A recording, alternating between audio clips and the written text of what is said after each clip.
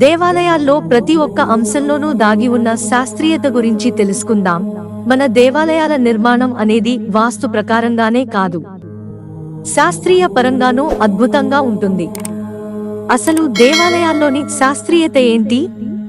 ఏ ఏ ప్రదేశంలో ఎలాంటి శాస్త్రీయత దాగి ఉందో తెలుసుకుందాం. 1. మూల విరాట్. భూమిలో ఎక్కడైతే ఎలక్ట్రానిక్, మాగ్నెటిక్ తరంగాలు కలుస్తాయో అక్కడ మూల విరాట్ ఉంటుంది. ప్రతిష్ఠించే ముందు రాగి రేకులను కాల్చి ఉంచుతారు. అవి ఈ తరంగాలకు కేటలిస్ట్ గా పనిచేస్తాయి. 2. ప్రదక్షిణ. మనం గుడి చుట్టూ క్లాక్ వైజ్ డైరెక్షన్ లో తిరిగినప్పుడు ఆ తరంగాల శక్తి మన దేహానికి వస్తుంది. పుణ్యక్షేత్రాలు వేదిక్ ఆర్కిటెక్చర్ మీద ఆధారపడి ఉంటాయి. ఇవి మన శరీరంలోని షట్ చక్రాలను ప్రభావితం చేస్తాయి. 3. ఆభరణాలతో దర్శనం. ఆడవారిని, మగవారిని నగలు వేసుకుని గుడికి వెళ్ళమనేది మన సంపదను చూపించడానికి కాదు, బంగారం వంటివి ఈ తరంగాలను బాగా గ్రహిస్తాయని. 4. కొబ్బరికాయ. ఇది స్వచ్ఛతకు గుర్తు. పై టెంక మన అహంకారాన్ని. దాన్ని పగలగొడితే వచ్చే కొబ్బరి మన కల్మషం లేని మనసును, అవతలి వారి ప్రేమ కొబ్బరినీళ్లు అంత తీయగా ఉంటాయి అనడానికి సంకేతం. 5. మంత్రాలు.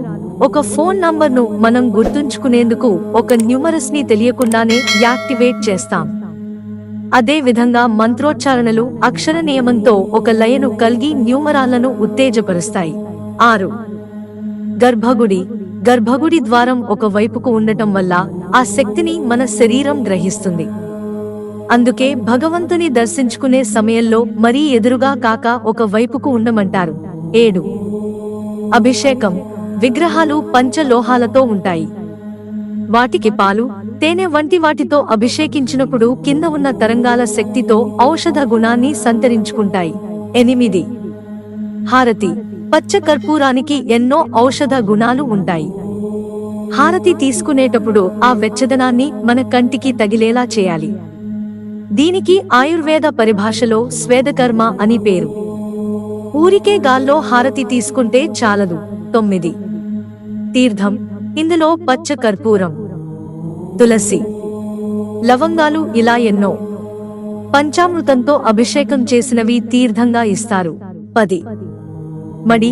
తడి బట్టలకి ఆక్సిజన్ ని ఎక్కువగా తీసుకునే గుణం ఉంటుంది. అందుకే మడి. మిత్రులారా, ఛానల్ సబ్స్క్రైబ్ చేసుకోవడం మర్చిపోకండి. ధన్యవాదాలు.